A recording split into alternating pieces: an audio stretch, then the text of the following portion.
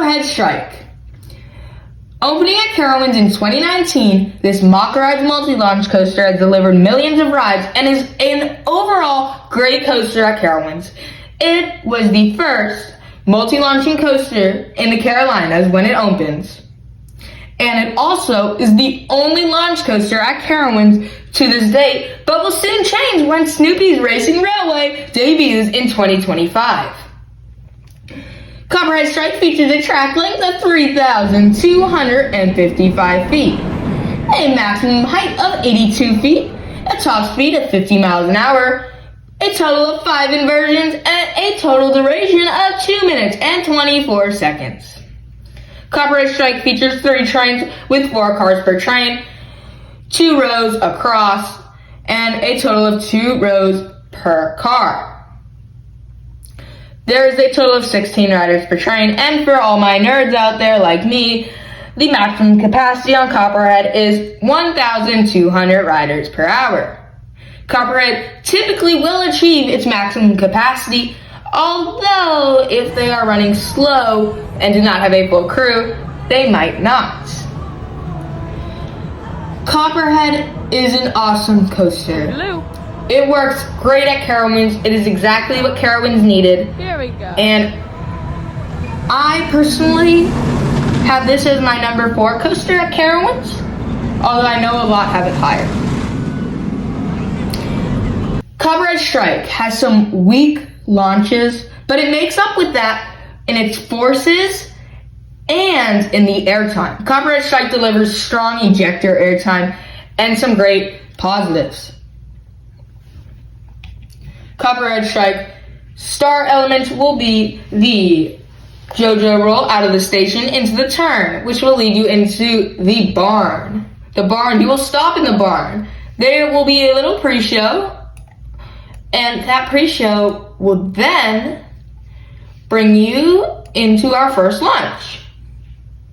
Do I understand the backstory for this ride? No. But do I care? I don't really care. I love Copperhead for what it is. It is an awesome ride, and the theming is good to me.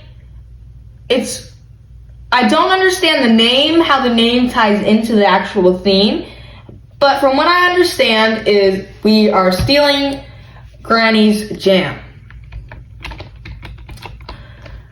So, more on the elements. After that kind of weak launch, you will go into a vertical loop.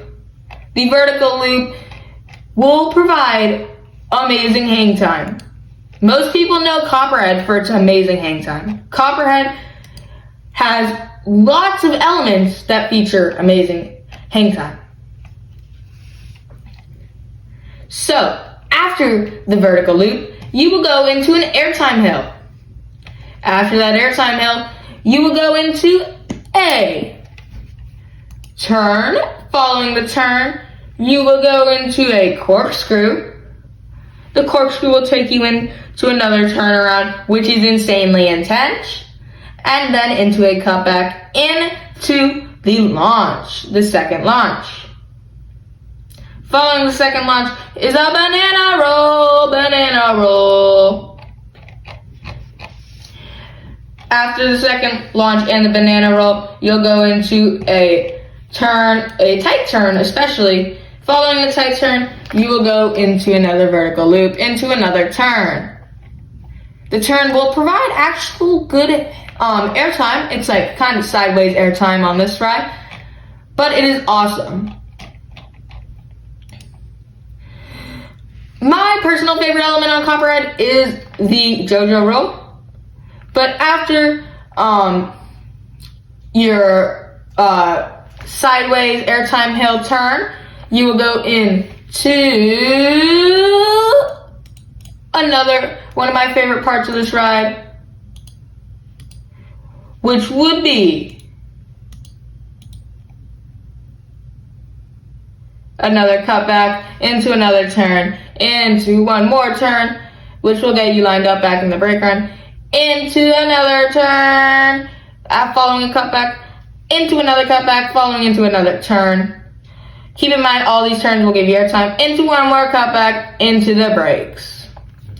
Copperhead is not necessarily a short ride, it's not necessarily a long ride, but it definitely is a great ride. I ride Copperhead anytime I go to Carowinds, but please know it does get kind of a long line. Alright, but let's get into the actual story a little more. Under Carowinds' website, they list a backstory for Copperhead, and the backstory is, everybody knew about her delicious concoction. Best for miles around. She'd won blue ribbons at the county fair for 40 years with that jam. But no more. Granny Bird's recipe is gone.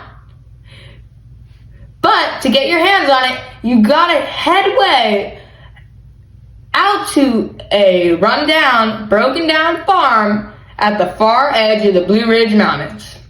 Word has it, there's lots of copperheads around there, so be careful.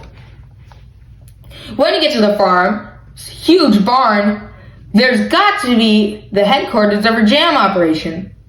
With all that banging and clanging, you get the strange sense that something's not right. Peeking in, you see that she's cooking something alright in big copper vats.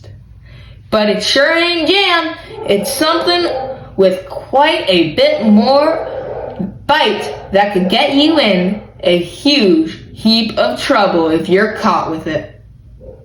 After a sudden commotion, a shrill voice hollers, "Trespassers, y'all get out of here!" A gun cocks, and you hightail it out. Your getaway vehicle, Carowinds' newest thrill ride, Copperhead Strike.